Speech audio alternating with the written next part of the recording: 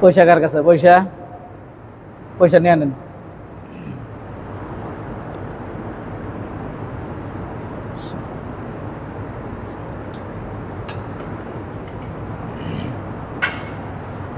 إن الحمد لله نحمده ونستعينه ونستغفره ونؤمن به ونتوكل عليه ونعوذ بالله من شرور أنفسنا ومن سيئات أعمالنا من يهده الله فلا مضل له ومن يضلله فلا هادي له وأشهد أن لا إله إلا الله وحده لا شريك له وأشهد أن محمدا عبده ورسوله الذي أرسله بالحق بشيرا ونذيرا وداعيا إلى الله بإذنه وسراجا منيرا أما بعد فإن خير الحديث كتاب الله وخير الهدي هدي محمد صلى الله عليه وسلم وشر الأمور محدثاتها وكل محدثة بدعة وكل بدعة ضلالة وكل ضلالة في النار فقد قال الله تعالى في كلامه المجيد وفرقانه الحميد أعوذ بالله من الشيطان الرجيم بسم الله الرحمن الرحيم يا أيها الذين آمنوا اتقوا الله حق تقاته ولا تموتن إلا وأنتم مسلمون بعد أعوذ بالله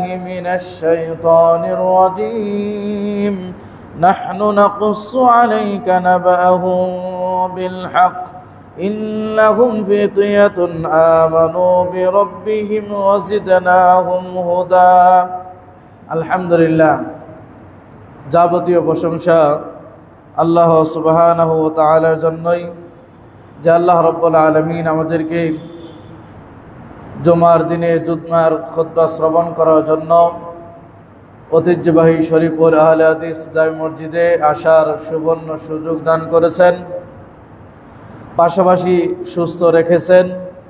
সেজন্য আল্লাহ রাব্বুল আলামিনের শুকরিয়া আদায় করি, সকলে বলি আলহামদুলিল্লাহ। অতঃপর অজস্র দরুদ ও সালাম বর্ষিত হোক নবী মুহাম্মদুর রাসূলুল্লাহ সাল্লাল্লাহু আলাইহি ওয়াসাল্লামের উপর, যার অক্লান্ত পরিশ্রমের মাধ্যমে মানব জাতির জন্য পূর্ণাঙ্গ জীবন ব্যবস্থা, মানব জাতির জন্য কল্যাণকর দিক নির্দেশনা এবং বিক্ষিপ্ত সমাজকে সুশৃঙ্খল করে হাজার বছরের প্রতিষ্ঠিত অন্ধকার বর্বরতা জাহেলিয়াতকে দূরীভূত করে একত্ববাদের দাওয়াত দিয়ে গোটা সমাজকে সুন্দর করে সাজিয়েছেন, সেই মহান নেতার উপর বর্ষিত হোক অজস্র দরুদ ও সালাম। সকলে বলি আল্লাহুম্মা সাল্লি আলাইহি আল্লাহুম্মা বারিক আলাইহি। সম্মানিত সমবেত মুসল্লিয়ান ইকরাম, আজকের জুমায় আমরা আলোচনা শোনার চেষ্টা করব যৌবনের গুরুত্ব, যুব সমাজের ধ্বংসের কারণ ও প্রতিকার। এই বিষয়ে আজকে আমরা আলোচনা শুরুতেই খুতবার প্রারম্ভে সূরা কাহফের 13 নম্বর আয়াত পাঠ করেছি। এই আয়াত এবং আনুষঙ্গিক হাদিস এনে আরও আয়াত এনে আজকের জুমার আলোচনা করার চেষ্টা করব ইনশাআল্লাহ।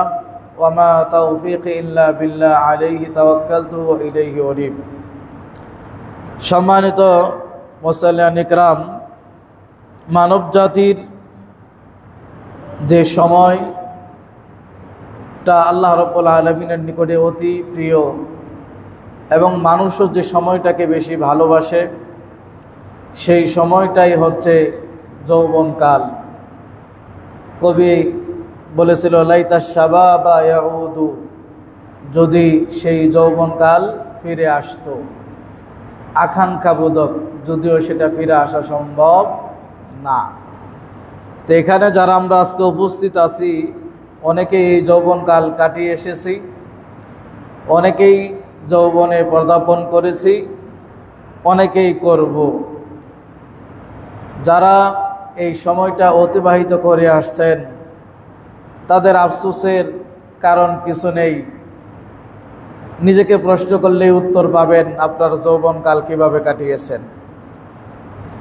যারা যৌবনে পদার্পণ করেছেন তাদের শিক্ষণীয় কিছু বিষয় রয়েছে, যে আপনার আমার এই যৌবনের গুরুত্ব আল্লাহ সুবহানাহু ওয়া তাআলা কিভাবে দিয়েছেন, সকল কিছু বিবেচনা করে নারী এবং পুরুষ, বিশেষ করে যুবক ভাইদের আজকের বর্তমান বাংলাদেশের প্রেক্ষাপটে, সারা বিশ্ব বললেও ভুল হবে না, বিশেষ করে আমাদের বাংলাদেশের প্রেক্ষাপটে যুবক ভাইদের যে অধপতন, চারিত্রিক অবক্ষয় এবং তাদের যে দিন দিন তাদের চারিত্রিক একেবারেই অধল তলে চলে যাচ্ছে, সেখান থেকে আমাদের উত্তোলন হতে হবে। আগামী ভবিষ্যৎ প্রজন্মকে যদি আমরা দিনদার বানাতে চাই, যদি আবারও 56,000 বর্গ মাইলের এই বিক্ষিপ্ত যুব সমাজকে সুন্দরভাবে, সুশৃঙ্খলভাবে, সুচারুরূপে আমরা তাদেরকে আবার ত্রয়ীবিন্যাস করতে চাই, তাহলে ফিরে যেতে হবে মহাগ্রন্থ আল কোরআনের দিকে, ফিরে যেতে হবে মুহাম্মদ সাল্লাল্লাহু আলাইহি ওয়াসাল্লামের আদর্শের দিকে। কথা বলা যাবে না, জুমার খুতবা চলাকালীন একেবারে টোটাল হারাম, কথা বলা নিষেধ। এটা একাধিকবার বলেছি, আপনারা কি বুঝেন, কি মনে করেন? আপনি মুরব্বী একজন আসছেন, খুতবা কেবল শুরু করেছি, নাহমাদুহু ওয়া নুসাল্লি আলা বলতে পারি নাই, আপনি আসছেন আবদার নিয়ে। আপনার আবদার বলবো না খুতবাটা নাহমাদুহু ওয়া নুসাল্লি আলা রাসূলিল কারীম শুরু করতে পারি নাই, আইসা দাঁড়াই গেছেন। দুনিয়ার কিছু হিতাহিত জ্ঞান কিছুই বুঝেন না, বুঝেন না কিছু বুঝেন? তাইলে আজকে আর নামাজের পরে ওখানে দাঁড়াবেন না, আগামী জমায় আসবেন, আগামী জমায় বলবো আপনার বিষয়। আজকে আর আসবেন না, এখন আর কথা বলবেন না, এখন আর কোনো কথাই বলবেন না, এটা আপনার জন্য শিক্ষা। প্রিয় মুসল্লিয়ান ইকরাম, এই কথাগুলো, এই ভাষাগুলো আমার নয়, ভাষাগুলো শুনতে আপনাদের কাছে খারাপ লাগে। জুমার খুতবার জন্য আসলে সওয়াবের উদ্দেশ্যে আসেন, তাই না? নেকির উদ্দেশ্যে তো আসেন। যদি কথা বলেন, ইশারা দেন, গাড়ি ডেঙ্গিয়ে যান, আরো ইত্যাদি ইত্যাদি, লেখালেখি করেন, পরস্পর গল্প করেন, এদিক সেদিক মন যা চাই তাই করতেছেন, তাহলে জুমার ফজিলত থেকে নিজেকে বঞ্চিত করবেন। আমার কিছু হবে না, আমার দায়িত্ব বলে দেওয়া, একাধিকবার বলেছি।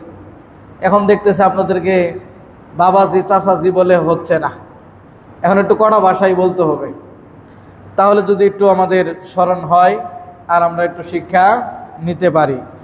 প্রিয় মুসল্লিয়ান ইকরাম, যে কথা বলতেছিলাম, আল্লাহ সুবহানাহু ওয়া তাআলা আমাদের এই যৌবনকালটাকে ভালোবাসেন এবং এই যৌবনে অনেক কিছু করা সম্ভব, অনেক কিছু অর্জন যেরকম সম্ভব, অনুরূপভাবে এই যৌবনে চারিত্রিক অবক্ষয়ও বেশি ঘটে থাকে।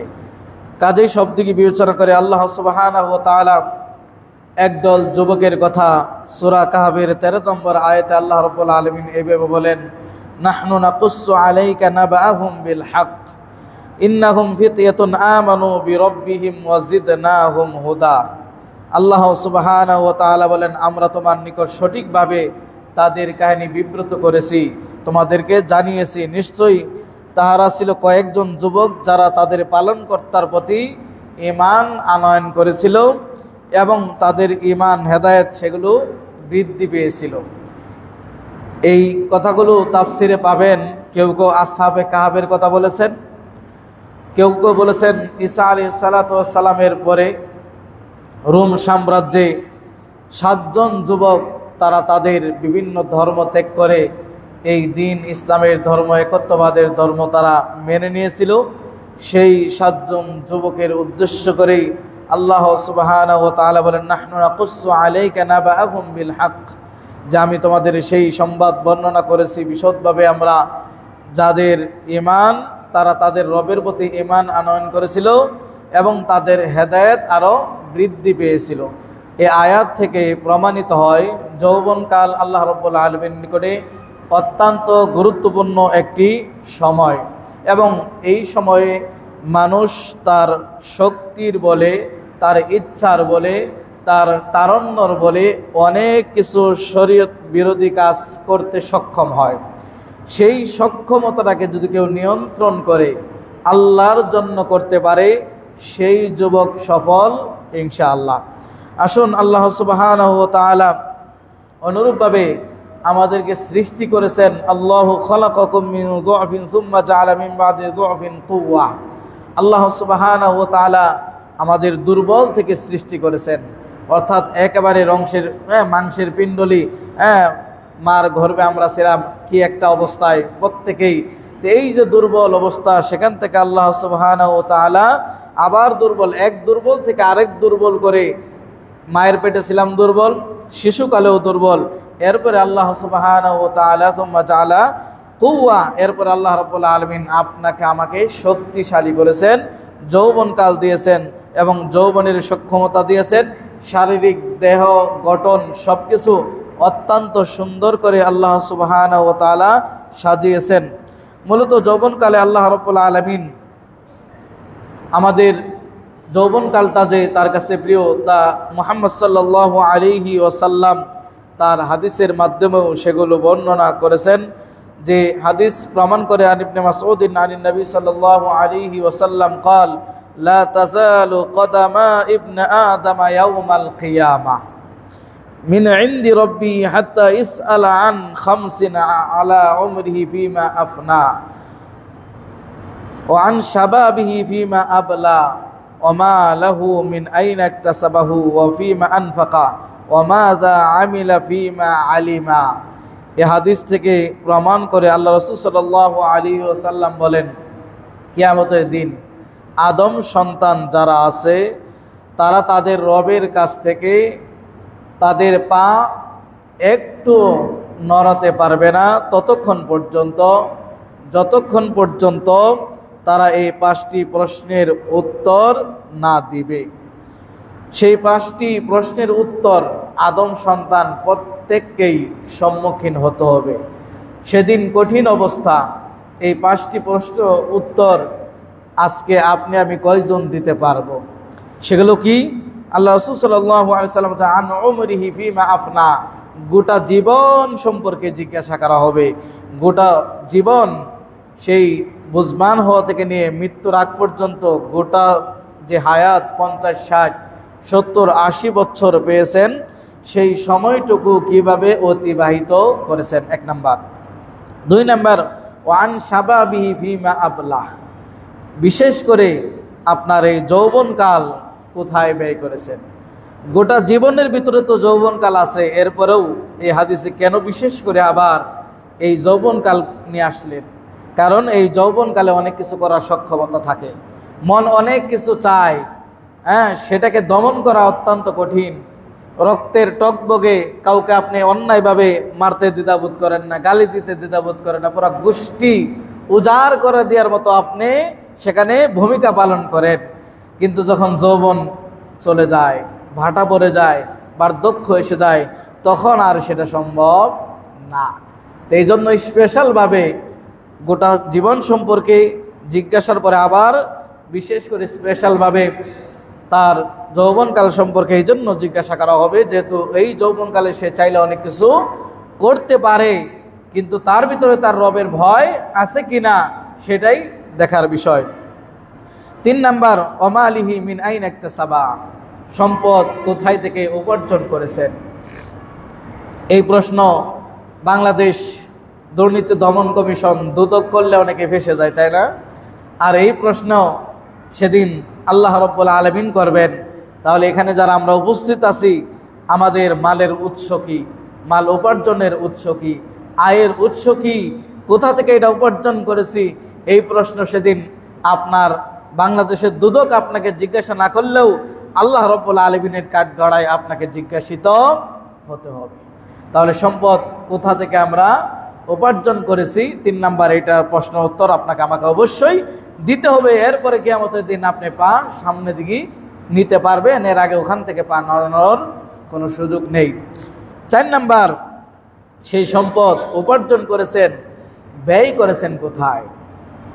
নাটক, সিনেমা, থিয়েটারে, গান বাজনা, অসামাজিক কাজে, নাকি সমাজের শৃঙ্খলা কাজে, ইসলামিক কাজে, কোরআনের কাজে, কোরআনের খেদমতে, মাদ্রাসা, মসজিদে, জনমানব কল্যাণের জন্য আপনি ব্যয় করেছেন। তাহলে আয়ের উৎস এবং ব্যয়ের উৎস এই দুটি আল্লাহ রাব্বুল আলামিন জিজ্ঞাসা করবেন। অতএব যেরকম আয় করব স্বচ্ছ জায়গা থেকে, অনুরূপভাবে আপনাকে আমাকে ব্যয় করতে হবে সেই স্বচ্ছ, নির্ভুল, খাঁটি, পিওর, নির্ভেজাল জায়গায় ব্যয় করতে হবে। দুটাই জিজ্ঞাসিত হতে হবে। শুধু বৈধভাবে অর্জন করবেন আর অবৈধভাবে সব ব্যয় করবেন, কোনোটাই হওয়া যাবে না। উপার্জন হতে হবে বৈধ এবং ব্যয়ের খাত হতে হবে বৈধ। 5 নাম্বার, যে ইলম অর্জন করেছেন, কোরআন হাদিস যাই জেনেছেন, হালাল হারাম, সুদ, জিনা, ব্যভিচার, জুলুম, অন্যায়, অবিচার, অনাচার, এগুলো মোটামুটি আমরা সবাই জানি যে বড় বড় অপরাধ কি, কবিরা গুনাহগুলো কি, কি করলে আল্লাহ রাব্বুল আলামিন নারাজ হন, প্রত্যেকেই জানি। এই যে জ্ঞান অর্জন করেছি, সেই জ্ঞান অর্জন অনুপাতে আমল করেছি কিনা। তাহলে এই 5টা প্রশ্নের উত্তর এখন যদি একবার নিজেকে জিজ্ঞাসা করেন, আমরা কয়জন উত্তর দিতে পারবো যে আমার গোটা জীবনে কত অপরাধ, আমার যৌবনকালে কত আল্লাহ দ্রোহিতা, এবং আমার সম্পদ উপার্জনে কত অবৈধ পন্থা, আমার সম্পদ ব্যয়ে কত অবৈধভাবে ব্যয় করেছি, অনুরূপভাবে কত কিছুই না শুনেছি, জেনেছি, ইলম অর্জন করেছি, খুতবাতেও শুনেছি, খুতবাতেও শুনে ইলম অর্জন করেছেন, কিন্তু কোনোটাই সেই অনুপাতে আমল করি নাই। এই 5টি প্রশ্নের উত্তর দিতে না পারলে কিয়ামতের দিন আপনার পা, এই আদম সন্তান কেউ তার পা নাড়াতে পারবে না, কঠিন অবস্থা হবে। তাহলে যৌবনকালের অবস্থা বুঝতে পেরেছেন গুরুত্ব কতটুকু।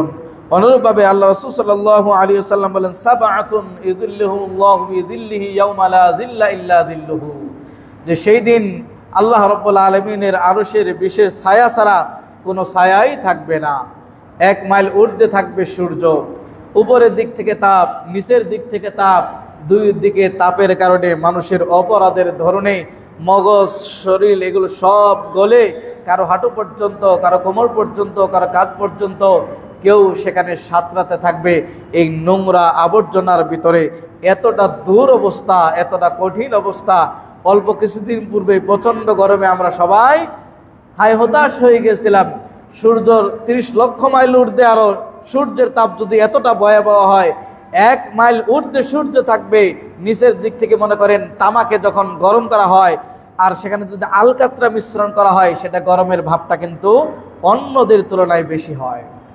তামা জিনিস গরম হলে অন্য গরমের তুলনায় তামা জিনিস গরম হলে অত্যন্ত গরম হয়। আর যদি আলকাতরা মিশ্রিত পোশাক থাকে তাহলে কঠিন অবস্থা। আগুনে আলকাতরা দিলে কম জ্বলে না বেশি জ্বলে? বেশি জ্বলে। তাহলে এগুলো হবে জাহান্নামীদের পোশাক। সেদিন অবস্থা, সেই কঠিন অবস্থায় কোনো ছায়া থাকবে না। আল্লাহ রাব্বুল আলামিন সেই বিশেষ ছায়া পেতে রেখে, সেই বিশেষ ছায়ায় কেবলমাত্র শুধুমাত্র একমাত্র 7 শ্রেণীর ব্যক্তিরা, 7 প্রকারের মানুষেরা, তারাই ছায়া পাবে, অন্য কেউ ছায়া পাবে না। সেদিন বুঝতে পারবেন ছায়ার কত মূল্য। 1 মাইল ঊর্ধ্বে সূর্য, নিচের দিক থেকে তাপ, উপরের দিক থেকে তাপ। সেদিন বুঝতে পারবেন ছায়া কি জিনিস, ছায়ার মূল্য কি জিনিস। সেদিন 7 শ্রেণীর 7 ব্যক্তিকে আল্লাহ রাব্বুল আলামিন আরশে ছায়া দিবেন। 1 নাম্বার হচ্ছে ইমামুন আদিলুন, ন্যায়পরায়ণ বাদশা যিনি হবেন। ন্যায়পরায়ণ যিনি হবেন বাদশা, যিনি রাষ্ট্র ক্ষমতায় থাকবেন, সে যদি ন্যায়পরায়ণ হয়, আল্লাহ রাব্বুল আলামিন সেদিন তাকে এই বিশেষ ছায়া আশ্রয় দিবেন। আর যদি জালেম হয়, জুলুমবাজ হয়, স্বৈরাচার হয়, তাহলে তাদের অবস্থা অত্যন্ত ভয়াবহ, তার পরিণাম অত্যন্ত ভয়াবহ। 2 নাম্বার আজকের খুতবার সাথে সম্পৃক্ত, তা হচ্ছে ওয়াশাবুন নাশআ ফি ইবাদাতিল্লাহি আযজা ওয়া জাল, এমন যুবক যে যৌবনকাল আল্লাহ রাব্বুল আলামিনের ইবাদতের মাধ্যমে অতিবাহিত করেছে। তাহলে আজকের যৌবনকালের গুরুত্ব আমাদের অত্যন্ত গুরুত্ব। এই যৌবনকাল আল্লাহ রাব্বুল আলামিনের সেই দিন যদি আমাদের এই ইবাদতের মাধ্যমে এই সময়টা আমরা অতিবাহিত করতে পারি, এদিন আল্লাহর এই বিশেষ ছায়া ছাড়া কোনো ছায়া থাকবে না। সেই দিন এই যুবক ওই ছায়ায় আশ্রয় পাবে। 3 নম্বর, যে ব্যক্তি অন্তর মসজিদের সাথে লটকে থাকে, অর্থাৎ সালাত আদায় করার পরে আবার দ্বিতীয় সালাত, জোহর পড়েছে আসর কখন পড়বে, আসর হয়েছে আবার কখন মাগরিব পড়বে, এরকম ব্যক্তি 3 নম্বর আশ্রয় পাবে। 4 নম্বর, যে ব্যক্তি পরস্পর ভালোবাসে আল্লাহর হস্তে এবং পরস্পর আবার বিচ্ছেদ ঘটায় আল্লাহর জন্য, এই ব্যক্তির সাথে ভালোবাসা রাখলে দিনদারিত্ব বেড়ে যায়, এটা আল্লাহর জন্য ভালোবাসা। আবার তার সাথে যদি ভালোবাসা রাখতে যায় তাহলে আমার দিনদারিত্ব কমে যাবে, আমার আমল কমে যাবে, আমার আখলাক চরিত্র নষ্ট হয়ে যাবে, সেজন্য তার সাথে আবার বিচ্ছেদ ঘটালাম এই ব্যক্তি। তাহলে এই যে ব্যক্তি 4 নম্বর আল্লাহর জন্য পরস্পর ভালোবাসবে, আল্লাহর জন্য সম্পর্ক সেট করবে, 4 নম্বর এই শ্রেণীর ব্যক্তি সেদিন বিশ্বের ছায়ায় আশ্রয় পাবে। 5 নম্বর, যে ব্যক্তি কোনো উচ্চ বংশীয় সুন্দরী নারী তাকে অপার করবে খারাপ কাজে লিপ্ত হওয়ার জন্য, সেই যুবক বলবে ইন্নী আখাফুল্লাহ, আমি আল্লাহকে ভয় করি। তার সম্পূর্ণ সুযোগ রয়েছে, কারণ নারী তাকে অপার করতেছে, সে চাইলে এই মুহূর্তে সে মিলিত হতে পারে, কিন্তু সে পৃথিবীর রব্বুল আলামিন আল্লাহ রব্বুল আলামিনকে ভয় করে বলছে ইন্নী আখাফুল্লাহ, তোমার এই প্রস্তাবকে প্রত্যাখ্যান করে দিলাম, কেন? আমি আল্লাহ রব্বুল আলামিনকে ভয় করি। এরকম যদি যৌবনকাল আমাদের হয়, এরকম যুবক যদি হয়, তাহলে সেই দিন ওই বিশেষ ছায়ায় ওই ব্যক্তিও আশ্রয় গ্রহণ করতে পারবে। 6 নম্বর, যে ব্যক্তি গোপনে দান করে, এমনভাবে দান করে ডান হাত যা দান করেছে বাম হাত জানতে পারে না। এর অর্থ হচ্ছে আপনি গোপনে দান করা, গোপনে দান করবেন, এমনভাবে দান করবেন পৃথিবীর কেউ জানার দরকার নাই, মসজিদের ইমাম সাহেব খতিব সাহেব জানার দরকার নাই, বক্তারও জানার দরকার নাই, কমিটিরও জানার দরকার নাই, যাকে জানা দরকার তিনি জানলেই হয়েছে, তিনি হচ্ছেন আল্লাহ রাব্বুল আলামিন। তাহলে এই ব্যক্তি কেউ যদি গোপনে দান করে, এমনভাবে দান করে ডান হাত বাম হাত একসাথে, তাহলে এই উদাহরণ কেন দিলেন? মানে এমনভাবে গোপনে আপনি দান করবেন যাতে করে বাম হাতও আপনার জানতে না পারে। অতি গোপনে দান সর্বোত্তম দান, কিন্তু আমরা জাহির করার চেষ্টা করি, প্রকাশ করার চেষ্টা করি, এতে করে দুইটা ক্ষতি। আপনার দানের যদি লৌকিকতা থাকে, সেই দান আল্লাহ রাব্বুল আলামিন কাছে কবুল হবে না, এবং এই দানগুলোতে লৌকিকতার সম্ভাবনা বেশি থাকে, যে আমি এত টাকা দিয়েছি এটা বললেন, এই দান লৌকিকতা থাকে। তাহলে গোপনে দান করলে আরশের ছায়ায় আশ্রয় পাবে। 7 নম্বর, সর্বশেষ, যে ব্যক্তি নির্জনে একাকিত্বে, যে ব্যক্তি আল্লাহর ভয়ে চোখের পানি ঝরঝর করে ছেড়ে দেয়, ওই ব্যক্তি আল্লাহ রাব্বুল আলামিনের সেই বিশেষ ছায়ায় আশ্রয় গ্রহণ করবে। আগের যুগের সালাফরা, আগের প্রবীণ মুরব্বীরা, তারা একাকিত্ব, নির্জন একাকী ঘর অন্ধকার খুঁজত আল্লাহর ভয়ে ক্রন্দন করার জন্য। আর বর্তমান যুবক ভাইরা একাকিত্ব, এক ঘর অন্ধকার, এক জায়গা নীরবতা খুঁজে সেখানে আল্লাহর দ্রোহিতা এবং অশ্লীলতা, ব্যয়াপনা, নির্জনতা, নির্লজ্জতা ইত্যাদি ইত্যাদি করার জন্য। খুব ডিফারেন্স, চিন্তা করতে হবে। সালাফরা, সাহাবীরা পরিবার থেকে নির্জন একাকী হয়ে যেত আল্লাহকে স্মরণ করার জন্য, আর বর্তমান যুগের যুব সমাজ তারা একাকিত্ব ভালোবাসে, অশ্লীলতা, ব্যয়াপনায় নিজেকে নিমজ্জিত রাখার জন্য, নিজেকে ডুবন্ত রাখার জন্য। প্রিয় ভাই, প্রিয় যুবক ভাই ও বন্ধুগণ, আপনাকে বলছি, আল্লাহ রাসূল সাল্লাল্লাহু আলাইহি ওয়াসাল্লাম এই সুসংবাদ আপনাকে আমাকে দিয়েছেন, যারা আমাদের এই যৌবনকালটাকে আমরা সুন্দরভাবে অতিবাহিত করতে পারবো। অনুরূপভাবে আল্লাহ রাসূল সাল্লাল্লাহু আলাইহি ওয়াসাল্লাম 5টি জিনিসকে গনিমত মনে করতে বলেছেন। গনিমত সেই সম্পদ যেটি কোনো প্রকার কষ্ট ছাড়াই অর্জিত হয়। ইগতানিম খামসান ক্বাবলা খামসিন। ইবনে আব্বাস থেকে বর্ণিত, রাসূল সাল্লাল্লাহু আলাইহি ওয়াসাল্লাম এক ব্যক্তিকে নসিহত করতে গিয়ে এভাবে বলেছেন, ইগতানিম খামসান ক্বাবলা খামসিন, 5টি জিনিস আসার পূর্বেই 5টি জিনিসকে তুমি গনিমত মনে করো। শাবাবাকা ক্বাবলা হারামিক, তোমার যৌবনকাল ফুরিয়ে যাওয়ার পূর্বেই, তোমার বার্ধক্য আসার পূর্বেই তোমার যৌবনকালকে এটা গনিমত মনে করো, কারণ এই যৌবনে তুমি রুকু সিজদা দীর্ঘক্ষণ দাঁড়িয়ে তুমি আল্লাহর সালাত আদায় করতে পারবে। কিন্তু যখন বার্ধক্য আসবে, বার্ধক্যে ডায়াবেটিস হতে পারে, কোলেস্ট্রল হতে পারে, ক্যান্সার হতে পারে, ইত্যাদি ইত্যাদি বয়স্ক রোগে আক্রান্ত হতে পারে, প্রস্রাব ধরে রাখতে পারেন না, অনেক নানাবিধ সমস্যায় জর্জরিত হতে পারেন। সেই মুহূর্তে ইবাদত করতে চাইলেও আপনি আমি মন মতো ইবাদত করতে পারবো না। তাই যৌবনকাল ফুরিয়ে যাওয়ার পূর্বেই আর বার্ধক্য আসার পূর্বেই এই যৌবনকালকে আপনার আমার গনিমত মনে করতে হবে, এটাকে কাজে লাগাতে হবে। 2 নম্বর, সিহাতিকা ক্বাবলা সাকামিক, অসুস্থতা আসার পূর্বেই সুস্থতাকে কাজে লাগাতে হবে। অসুস্থ হলে বোঝা যায় সুস্থতা কি জিনিস। জামালপুর হসপিটালে যেয়ে দেখেন, ময়মনসিংহ মেডিকেলে যেয়ে দেখেন, বিশেষ করে হাড়ভাঙ্গা যে হসপিটালগুলো, সেখানে যেয়ে দেখবেন। আর বাংলাদেশে ডায়াবেটিস রোগের রোগী এবং থাইরয়েডের রোগী, ক্যান্সারের রোগী, বিশাল স্ট্রোকের রোগী, এরা হসপিটালে গেলে বোঝা যায় যে কতটা অসহায় মানুষ আল্লাহর কাছে, আর কতটা মানুষ। আর আমরা সুস্থ হয়ে আপনি আমি আল্লাহ রাব্বুল আলামিনের ইবাদত করি না। তাহলে 2 নাম্বার, অসুস্থ হওয়ার পূর্বেই আপনার আবার এই সুস্থতাকে সুযোগে কাজে লাগাতে হবে। এই সুস্থতা পেয়ে অপরাধে ঝাঁপিয়ে পড়লে হবে না, বিনোদনে ঝাঁপিয়ে পড়লে হবে না, খেল তামাশায় ঝাঁপিয়ে পড়লে হবে না। এই সময়টাকে আপনাকে কাজে লাগাতে হবে। অনুরূপভাবে অগিনাকা ক্বাবলা ফাকারিকা, দারিদ্রতা আসার পূর্বেই যখন সচ্ছল আপনার ব্যক্তি জীবনের জন্য কিছু ইবাদত করে নেন, দান সদকা করে নেন। সচ্ছলতা আছে, এই সচ্ছলতা একসময় নাও থাকতে পারে। সে অসচ্ছল অবস্থা আসার পূর্বেই আজকে আমি দান করতে 100 টাকা সক্ষম, আজকে আমি 100 টাকা দান করে দিব।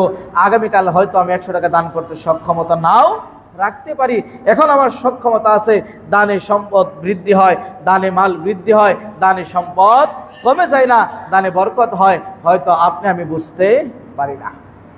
কাজেই তাহলে দারিদ্রতা আসার পূর্বেই আপনাকে আমাকে কাজে লাগাতে হবে কোনটি? সচ্ছল অবস্থাকে কাজে লাগাতে হবে। অনুরূপভাবে ফিরাগিকা ক্বাবলা শুগলিক, অনুরূপভাবে অবসর আসার, ব্যস্ততা আসার পূর্বেই অবসরতাকে কাজে লাগাতে হবে। শুক্রবার, শনিবার সরকারি ছুটি দিন, এই 2 দিন আপনার অফিস থাকে না, আদালত থাকে না, অফিসিয়াল কাজ থাকে না। আপনি ইবাদতে মত্ত হওয়ার চেষ্টা করেন। গোটা পরিবারকে নিয়ে জুমার সালাতে চলে যান, যেখানে ভালো খুতবা হয়, যে ওই মসজিদে ভালো খুতবা হয়, চলো আজকের নসিহত শোনার জন্য ওই মসজিদে যাই, আমরা ব্যতিক্রমী একটা আলোচনা শোনার চেষ্টা করি। প্রয়োজনে স্ত্রীদেরকে নিয়ে, সন্তানদেরকে নিয়ে আসরে পরে বেরো যান কোথাও, ভালো একটি জায়গা নির্ধারণ করে সেখানে বিনোদন স্বরূপ এবং কিছু কোরআন সুন্নাহর আলোচনা স্বামী স্ত্রীর মাঝে, ছেলে মেয়েদের মাঝে কিছু আলোচনা ব্যক্তিগতভাবে করার চেষ্টা করুন, নৈতিক সিস্টেম করার চেষ্টা করুন। হ্যাঁ, তাহলে এতে করে কাজে দিবে। তাহলে এই যে অবসর সময়টা, এই অবসর সময় একসময় থাকবে না। একটা সময় দেখবেন বিয়ে শাদী করবেন, সংসার হবে, ছেলে মেয়ে হবে, হ্যাঁ বাচ্চা কাচ্চা হবে, ব্যবসা বাণিজ্য বৃদ্ধি হবে, ইবাদত করতে চাইলেও সময় আর খুঁজে পাবেন না। কাজেই যখন অবসরতা আসবে সেটাকে সুযোগ বুঝেই সাথে সাথে আমাদের কাজে লাগাতে হবে।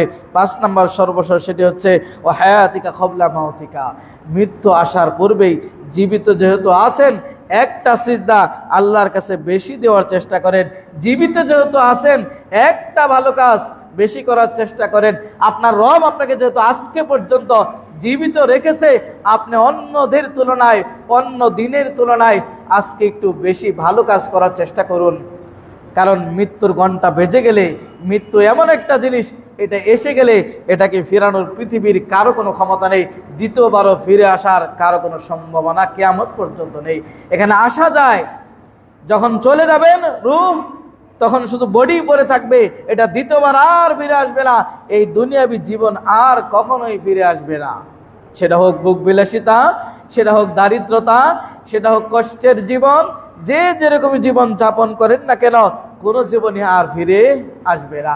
তাই জীবনটা যাওয়ার আগে আসুন আমরা আমাদের জীবনটাকে মূল্যায়ন করার চেষ্টা করি। প্রিয় মুসল্লিয়ান ইকরাম, যেটা বলতেছিলাম যে যৌবনকালের গুরুত্ব, অনুরূপভাবে বিভিন্ন ইমাম এবং সালাফগণ বিভিন্ন উক্তি করেছেন। যৌবনকালটা যখন কোনো ব্যক্তি, ইমাম ইবনে তাইমিয়া রাহিমাহুল্লাহ তিনি বলেন, যখন কোনো ব্যক্তি যুবকের বৃদ্ধি শক্তিশালী হয়, স্বভাব এবং তার ভারসাম্য হয় এবং তার মধ্যে ভালো কাজের উদ্যম হয়, তখন সেই যুবক লাভবান হয়। যখন যৌবনকালের ভিতরে পরিপূর্ণতা পায় এবং তার ভিতরে ভালো কোনো কিছু লক্ষণ করা যায় এবং ভালো কিছু সে রিসিভ করে, তাহলে ওই যৌবনকালে সে কল্যাণ এবং পরিপূর্ণতা পেয়েছে।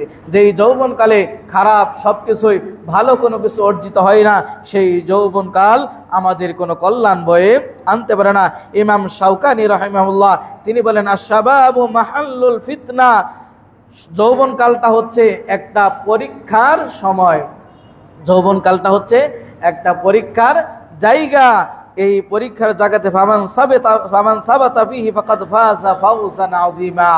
আর এই যৌবনকালে এই পরীক্ষার সময়টা যে ব্যক্তি নিজেকে দৃঢ় রাখতে পারলো, যে ব্যক্তি নিজেকে সচ্ছল রাখতে পারলো, যে ব্যক্তি নিজেকে খাঁটি পিওর নির্ভেজাল রাখতে পারলো, সেই ব্যক্তি মহা সফল কাম হলো।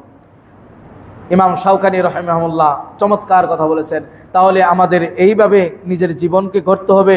অনুরূপভাবে ইমাম ইবনে কাইয়্যিম রাহিমাহুল্লাহ তিনি বলেন, ফাইন্না শাহওয়াতু বিশ-শাবাবি আকওয়া ওয়া মাখালিফতুহা আ'যামা আজরা, যে যৌবনকালে মানুষের প্রবৃত্তির শাহওয়াত বেশি হয়, আর এই যৌবনকালে যদি এর বিপরীতে কেউ হাঁটতে পারে, প্রবৃত্তির শাহওয়াতের বিপরীতে নিজেকে কন্ট্রোল করতে পারে, নিজেকে সেভ করতে পারে, তাহলে আ'যামা আজরা, তাহলে ওই ব্যক্তি যেন বেশি পরিমাণে নেকি অর্জন করতে পারলো। কেন? তার সক্ষমতা ছিল অনেক কিছু করার, কিন্তু আল্লাহর ভয়ে সে করে নাই, সেজন্য তার আল্লাহ রাব্বুল আলামিন তাকে বিনিময় দিবেন। অনুরূপভাবে ইমাম ইবনে বাস রাহিমাহুল্লাহ তিনি বলেন, আশ-শাবাবু হুম ইমাদুল উম্মাহ, যে যৌবনকাল এটি হচ্ছে গোটা জাতির জন্য একটা খুঁটি স্তম্ভ। ফাসালাহুম সালাহুল মুস্তামা, যদি এই যৌবনকালটা সঠিক হয়, শুদ্ধ হয়, সুন্দর হয়, গোটা সমাজ সুন্দর হবে। ফাসাদুহুম ফাসাদান লিল উম্মাহ, আর এই কালটা যদি, এই যৌবন কালটা যদি বিনষ্ট হয়, চরিত্র হরণ হয়, তাহলে গোটা উম্মত বিনষ্ট হবে। তাহলে আপনার এই যৌবন কালটা যদি একটা উম্মতের খুঁটি স্তম্ভ, আর এই খুঁটি যদি ঠিক থাকে, তাহলে গোটা সমাজই ঠিক থাকবে।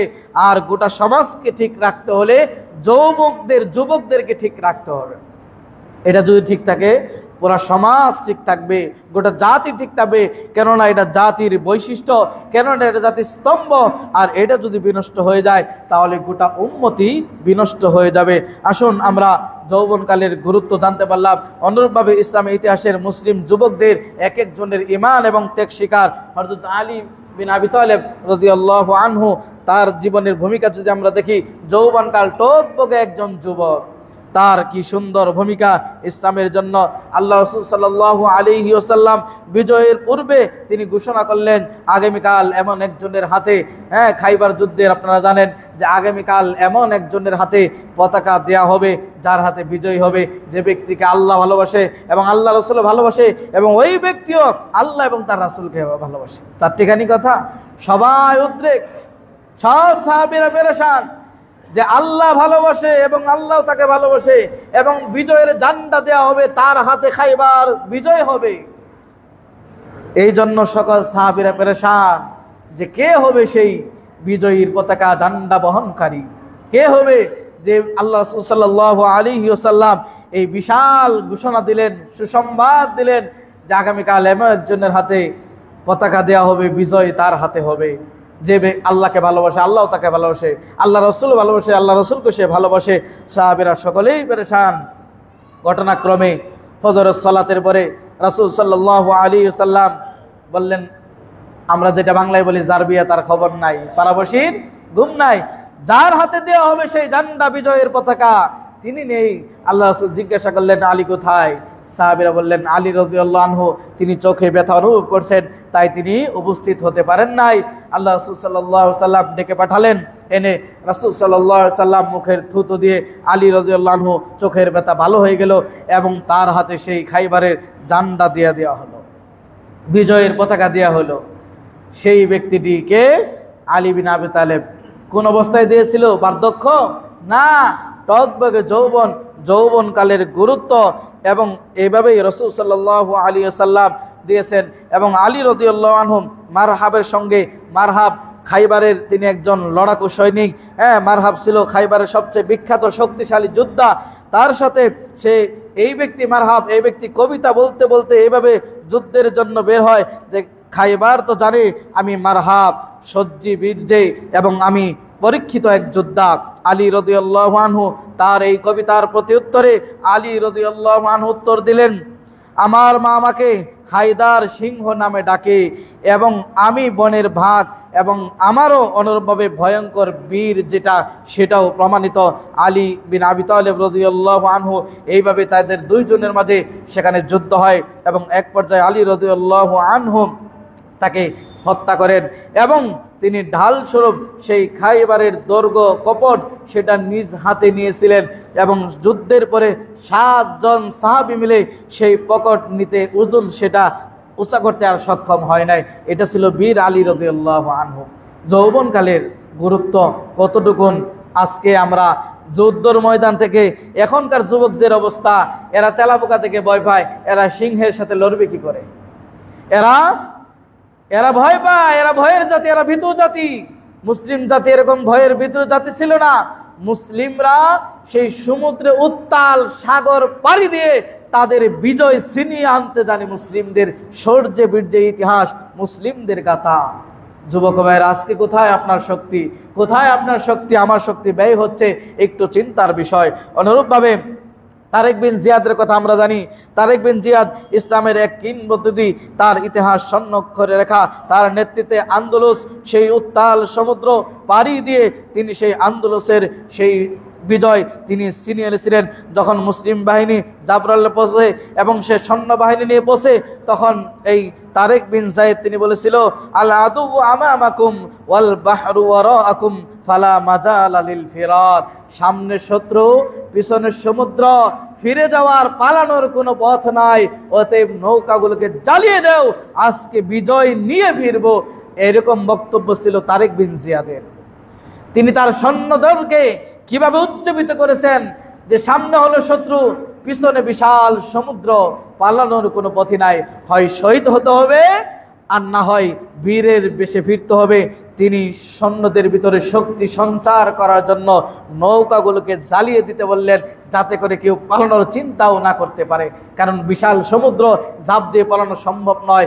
এই ছিল মুসলিমদের যুবকদের। অনুরূপভাবে আপনারা জানেন মোহাম্মদ বিন কাসেমের ইতিহাস, মহান বীর। তিনি অল্প বয়সেই ভারতবর্ষে ইসলামের আলো পৌঁছে দিয়েছিলেন এবং বীর বিক্রমে সিংহ গর্জনে তিনি সেখানে ইসলামের পতাকা উড়িয়েছিলেন। অনুরূপভাবে ইমাম শাফি রাহিমাহুল্লাহ 10 বছর বয়সেই তিনি ইমাম মালিক রাহিমাহুল্লাহর সেই মুয়াত্তা ইমাম মালিক এই বিশাল গ্রন্থ তিনি মুখস্থ করেছেন এবং বড় বড় আলেমদের মাঝে তিনি সান্নিধ্য লাভ করেছেন এবং 15-20 বছর বয়সেই তিনি সেটা পুরোটাই মুখস্থ করে এবং বড় বড় পণ্ডিতদের মাঝে ফতোয়া দিতেন। তিনি ইমাম মালিক রাহিমাহুল্লাহ তার এই জ্ঞানের গভীরতা থেকে বিস্মিত হন এবং তাকে নিজের শাগরেদ বানিয়ে নেন। এই ছিল ইমাম শাফি রাহিমাহুল্লাহ যৌবনকালের অবস্থা। অনুরূপভাবে এইভাবে যদি আমরা চিন্তা করি, আরো অনেক মুসলিম বীরদের কথা, যুবকদের কথা, আপনাকে আমাকে খালিদ বিন ওয়ালিদের কথা, তারেক বিন জিয়াদের কথা, ওমর বিন খাত্তাবের কথা, ওসমান বিন আফফান রাদিয়াল্লাহু আনহুর কথা, আবু বকর রাদিয়াল্লাহু আনহুর কথা, এরা প্রত্যেকেই যৌবনকাল কাটিয়েছে আল্লাহর জন্য, এই দ্বীনের জন্য, ইসলামের জন্য, একত্ববাদের জন্য। আজকে যুবকরা আমরা কোথায়? আজকে যুবক ভাইরা কোথায়? নিজেরকে প্রশ্ন করুন যে আপনার টার্গেট একটাই, দুনিয়াতে কিভাবে সফল হবেন। টার্গেট একটাই, কিভাবে পয়সা কামাবেন। টার্গেট একটাই, কিভাবে রাতারাতি ধনী হওয়া যায়।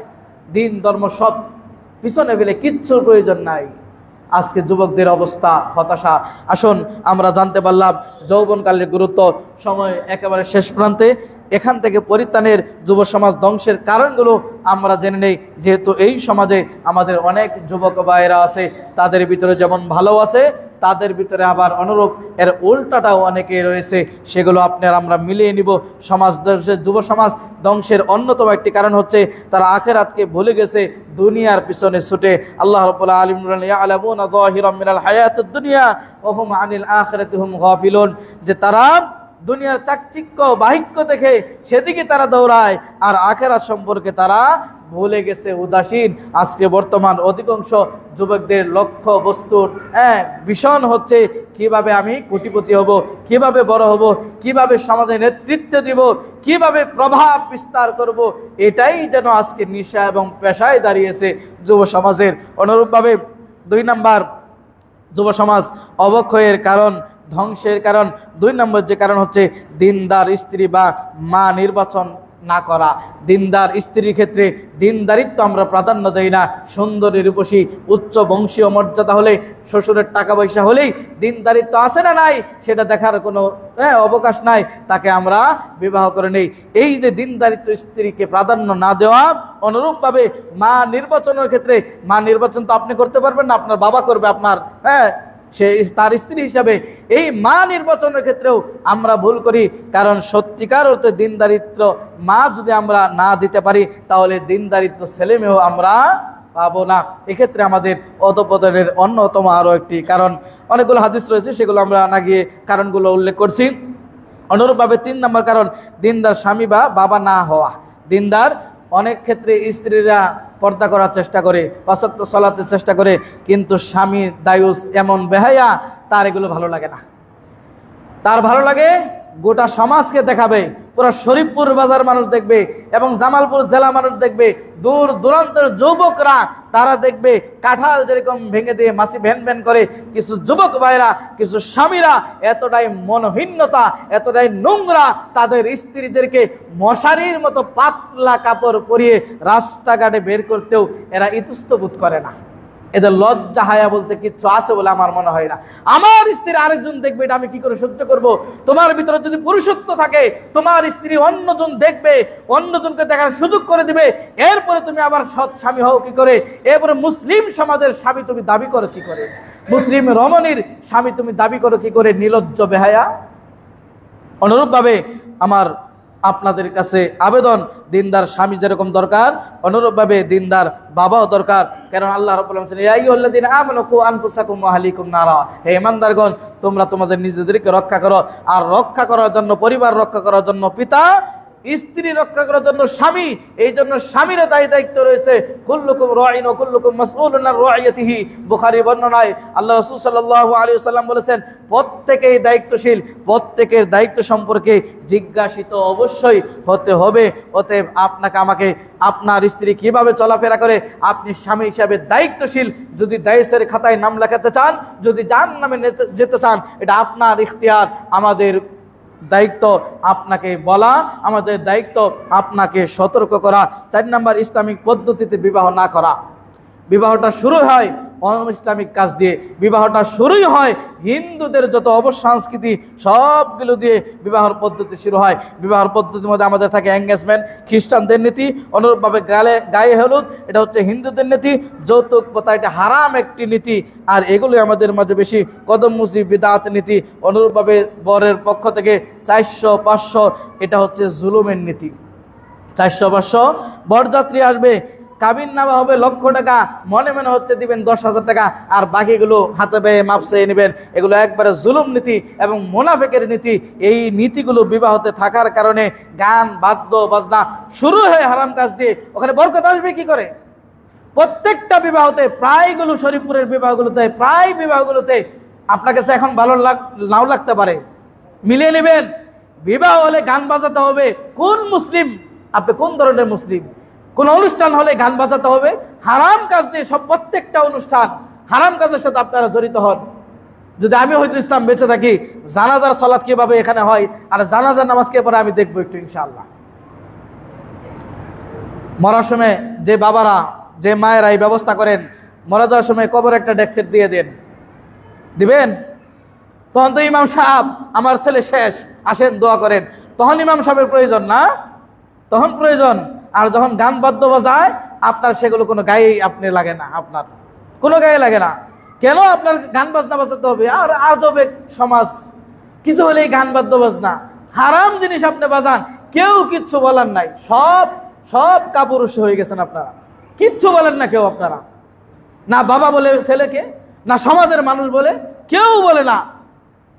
আমি বললে আবার রাগ করেন, বিরূপ মন্তব্য করেন, আমি শুনি, করেন, কিচ্ছু আসে যায় না। তারপরে বলবো, কেন আপনারা পরিবর্তন হন না বলুন তো? কিভাবে বললে পরিবর্তন হবে? আল্লাহর আযাব গজব নেমে আসুক এটা চান? গান বাদ্য বাজনার কারণে, অবাধ মেলামেশার কারণে, জিনা বেচার হওয়ার কারণে আল্লাহর আযাব এবং গজব নেমে আসে, এগুলো নামলে কি ভালো হবে? এগুলো আমরা কেউ চাই? ফিলিস্তিনে মায়ের দেখে কষ্ট করি, দোয়া করি নামাজে, আর এই আযাব গজবগুলো যখন আল্লাহ এই ওইভাবে নয়, মানে প্রাকৃতিক দুর্যোগ দিয়ে যখন নিঃশেষ করে দেবে ইতিহাসের সাক্ষী, তখন আপনি আমি কি করবেন? কি করার আছে? তখন হুজুরগিরি দিয়ে করে লাভ হবে না। আমি ইমাম সাহেবকে এই মসজিদ আছে দেখা এলাকা সবাই পরিত্রাণ পেয়ে যাবেন এমনটি নয়। আপনি হাজী সাহেব, আপনি মুন্সি সাহেব আছেন বলে আপনার পরিবার পার পেয়ে যাবে, বাকি সব ধ্বংস হয়ে যাবে, এমন নয়। আপনি সহধ্বংস হবে। লজ্জা হওয়া দরকার আমাদের। মুসলিম পরিবারে বসবাস করে আপনার গান স্বাধীনতা, যদি আপনি বলেন এটা স্বাধীনতা, এই স্বাধীনতার খেতাবরি আপনার, এই স্বাধীনতা, এই স্বাধীনতা ইসলাম দেয় নাই যে আপনি গান বাজাবেন আপনার স্বাধীনতা। আমার স্বাধীনতা আমার কানে বসতে পারবে না, এটা আমার স্বাধীনতা, যে আমার গানে বসতে পারবে না। আপনি সিগারেট খাবেন, আপনি খাবেন, আপনার দোয়া স্বাধীনতা। আপনার বাবার টাকায় খাবেন, আমার গানে আসতে পারবে না, আমার নাকে গান তো আসতে পারবে না, এটা আমার স্বাধীনতা। এটা রাসূলের আদর্শ। নিষেধ করতে হবে, আদেশ আর নিষেধ ভুলে গেছি, সব একাকার হয়ে গেছে। আমাদের সমাজের পরিবর্তন কি করে আসবে? প্রিয় ভাইয়ের আমার, ইসলামী পদ্ধতি বিবাহ না হওয়ার অন্যতম কারণে আজকে যুব সমাজ ধ্বংস। সন্তানকে ইসলামী জীবন ধারায় লালন পালন না, সবগুলো অর্ধেক হাফ প্যান্ট পরে করে, বেশিরভাগ অর্ধেক ল্যাংটা হয়ে করে, সভ্য সমাজ বলে এটা। পড়াশোনা করে এ অর্ধেক হাফ প্যান্ট পরে করে রাসূলের নীতি নয়। নাভির উপর থেকে হাঁটুর নিচ পর্যন্ত ঢেকে রাখা ফরজ। প্রত্যেক দিন এই ধরনের ফরজগুলো তরফ করেন, কেউ কিচ্ছু বলে না, যে হাঁটে ও নিজেকে স্মার্ট মনে করে। আরে রাসূল সাল্লাল্লাহু আলাইহি সাল্লাম আবদ মস্তক ডেকে দাঁড়িয়ে রেখে পৃথিবীর শ্রেষ্ঠ স্মার্ট পুরুষ ছিল মুহাম্মদ সাল্লাল্লাহু আলাইহি সাল্লাম। তোমার আদর্শ কে? কে তোমার আদর্শ? আল্লাহ বলেছেন, লাকাদ কানা লাকুম ফি রাসূলিল্লাহি উসওয়াতুন হাসানা। আদর্শ, আইডল, আইকন হবে মুহাম্মদ সাল্লাল্লাহু আলাইহি ওয়াসাল্লাম। কোন গায়ক আর নায়ক কারো কোনো আদর্শ হতে পারে না, মুসলিমদের আদর্শ হতে পারে না। মুসলিমদের আদর্শ হবে ভালো মানুষ। মুহাম্মদ সাল্লাল্লাহু আলাইহি ওয়াসাল্লাম তিনি হবেন। ইসলামী শিক্ষার অভাব, যার কারণে আজকে আমাদের এই দুর্দশা। অনুরূপভাবে 8 নম্বর, ব্যয়পনা এবং নগ্নতা, নারী পুরুষ অবাধ মেলামেশা। বিবাহ হলে একসাথে পরে একসাথে বসে একই টেবিলে খান, কোনো কিছুই মনে করে না। আরেকজনের স্ত্রী আরেকজনের পাশে বসে খাচ্ছে, সব কিছু নেট জাতের মতো, মশারির মতো শাড়ি পরে বসে বসে খাচ্ছে, আর এই বেহায়া পুরুষ কিচ্ছুই মনে করে না। ব্যবস্থাপকরাও এটাকে কিছু মনে করে না, যারা যায় এরাও কিছু মনে করে না। মানে এগুলো গুনাহ না, এগুলো সব সওয়াবের কাজ। কবরে দিয়ে দিবেন সরল বিয়ার ডেক সেট, প্রত্যেকটা ছেলে কবরে দিয়ে দিবেন যারা গান বাজান। মজা কি জিনিস সেখানে বোঝা যাবে। যখন অন্ধ ফেরেশতার হাতুর পিটনি পড়বে তখন বুঝতে পারবেন এই ডেক সেট বাজিয়ে মাটি কাঁপানো কি জিনিস। সেদিন বুঝতে পারবেন কবর কাঁপে কিভাবে, কবরে মাটি কিভাবে চাপা দেয়, সেদিন বুঝতে পারবেন। প্রিয় মুসলিয়ান ইকরাম, অনুরূপভাবে মাদকের সরাসরি নেশায় আসক্ত গোটা সমাজ। আজকে সারা বাংলাদেশ ব্যাপী প্রত্যেকটা জায়গায় খুন, ছিনতাই, রাহাজানি যা হচ্ছে, এর পিছনে সবচাইতে যেটি অন্যতম কারণ তা হচ্ছে মাদকতার সয়লাভ। আর এগুলো এই সমাজে ব্যবসা বাণিজ্য পর্যন্ত হয়। আপনারাই জানেন, এগুলা আমার চাইতে বেশি জানেন।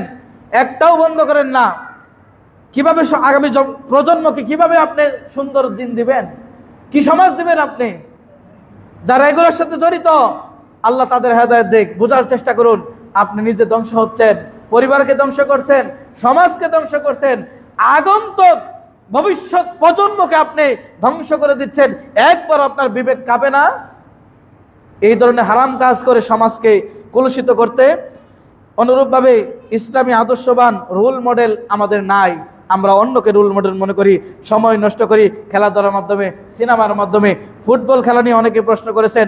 ফুটবল খেলা জায়েজ শর্ত সাপেক্ষে, হাঁটুর নিচে যদি কাপড় থাকে, নামাজের সময় যদি না থাকে, আসরের সালাত পরে মাগরিবের আগ পর্যন্ত খেলেন, সেখানে যদি গান বাদ্য নাচ থাকে, এরপরে সেখানে যদি কি বলো এটা প্রাজমন্টন বা যেটা আমরা কি বলি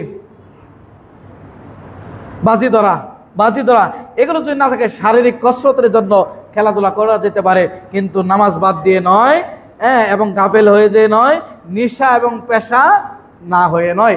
স্বাভাবিকভাবে শারীরিক কসরতের জন্য খেলাধুলা হতে পারে, কিন্তু সেটা গান বাদ্য বাজনা মুক্ত হবে, এবং সেটা বাজিমাত মুক্ত হবে, এবং সেখানে হাফ প্যান্ট মুক্ত হবে। কেন 3 কোয়ার্টার পরে খেলা যায় না? খেলা যায়, আমরা খেলেছি, কোনো সমস্যা নেই। শরীয়ত সব জায়গায় মানতে হবে। শরীয়ত শুধু এই মসজিদে আসলে আর বাকি জায়গায় চলবে না, এটা তো শরীয়ত না। শরীয়ত আপনার বাড়িতে, গাড়িতে, সমাজে, পরিবারে, ব্যক্তিতে, সকল জায়গায় শরীয়তকে ফিট করতে হবে। আল্লাহ সুবহানাহু ওয়া তাআলা আমাদের এই অনুরূপভাবে যুব সমাজ আজকে বেশিরভাগ একটা অর্থ ব্যয় করে অন্যায় কাজে।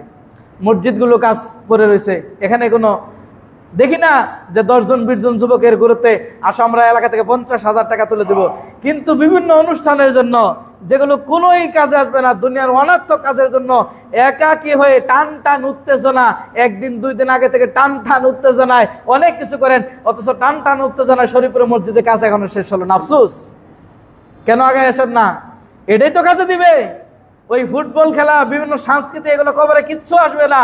যেটা আসবে মসজিদ নির্মাণের কাজ, যেটা আসবে অসহায়দের পাশে দাঁড়ানোর কাজ, যেটা আসবে সেটা হচ্ছে কল্যাণমূলক কাজ। আল্লাহ রাব্বুল আলামিন আমাদের বেশি বেশি কল্যাণমূলক কাজ করার তৌফিক দান করুন, আমিন। অনুরূপভাবে যৌবনকালের গুরুত্ব আমি সহ প্রত্যেকেই যেন আদায় করতে পারি এবং গুরুত্ব সহই যেন বুঝতে পারি, মা বোনরাও প্রত্যেকেই যেন আমল করতে পারি, সেই তৌফিক দান করুন। এবং অবক্ষয়ের যে কারণগুলো প্রত্যেকটা সমাজে আছে, নামাজের পরে মিলিয়ে গিয়ে দেখবেন প্রত্যেককে আছে, কিন্তু পরিবর্তন আমি করব, আপনাকে করতে হবে, আপনাকে শুরু করতে হবে, আপনার পরিবার থেকে শুরু করতে হবে, আপনার ছেলে মেয়ে থেকে শুরু করতে হবে, তবেই পরিবর্তন হবে। কথাগুলো অনেক কড়া ভাষায় বলেছি, ভালোবাসি আপনাদের, যার কারণে শাসন করার অধিকারও রাখি। অত্যন্ত ভালোবাসি না আপনাদেরকে, আপনারা আমার চাইতে বেশি ভালোবাসেন আপনারা আমাকে, আমি যতটুকু ভালোবাসি আর চাইতে দ্বিগুণ ভালোবাসেন আপনারা। সেই ভালোবাসার জায়গা থেকে এইভাবে শাসন, কড়া কথা বলেছি, রাগ করবেন না, ফিরে আসার চেষ্টা করুন। এই সমাজ আগামী ভবিষ্যৎ আপনার সন্তান আসবে, কি দিবেন? এই সন্তান যদি দেখে বাবা তোমার সমাজ জিনায় লিপ্ত, বাবা তোমার সমাজ ইয়াবাই লিপ্ত, বাবা তোমার সমাজের অধিকাংশ মানুষ জিনায় লিপ্ত, তোমার এই সমাজের অধিকাংশ মানুষ ইত্যাদি ইত্যাদি কাজে লিপ্ত, আমি তো ভালো কিছু দেখি না, আমি কোথায় শিখবো? তখন শরীফপুর এলাকা ছাড়তে হবে।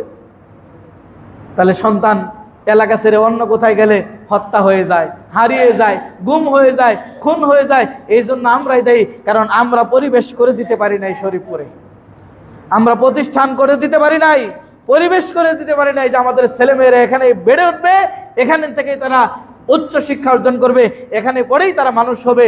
এই পরিবেশ আমরা করতে পারি নাই, ব্যর্থ আমি সহ, আমি ইমাম সাহেব সহ ব্যর্থ। হয়তো আপনাদেরকে আমি বুঝাইতে পারি নাই, হয়তো আপনাদের হৃদয়ে আমি এখন পর্যন্ত প্রবেশ করতে পারি নাই, আমার কথাগুলো আপনাদের এখন পর্যন্ত হয়তো অ্যাটাক করে নাই। তবে আফসোস আমার যে আপনাদের পরিবর্তন না হলে আমার আফসোস থেকেই যাবে। পরিবর্তন হন, আল্লাহ রাব্বুল আলামিন আমাদের পরিবর্তন করুন, আমিন। মসজিদ কমিটিতে যারা আছে, যারা আমরা দান করি এবং এই মসজিদের ইতিপূর্বে শুরু থেকে শেষ পর্যন্ত যারা দায়িত্ব পালন করেছেন, প্রত্যেককে আল্লাহ কবুল করুন, আমিন। আকুলু মা তাসমাউন ওয়া আলাইকুম লিসাইরিল মুসলিমিন ফাস্তাগফিরুল্লাহ আল গফুরুর রহিম। ইন্নাল